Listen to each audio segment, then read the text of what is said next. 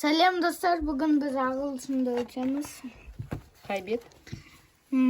12-ші бет, 23-ші жаттығу. Бірақ оны дәптерге жазуға берді. Бізде frog деген this is a frog болады. Өйткені this деген мынау тек қана бір затты білдіреді. Ана жақта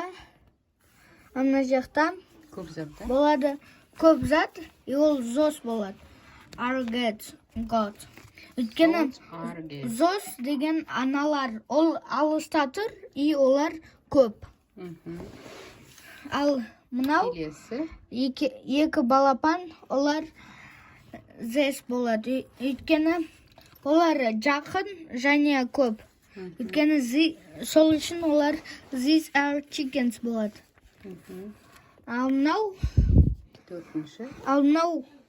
Сиыр, ол алыста және біреу. Сол үшін ол Z болады. That is a cow.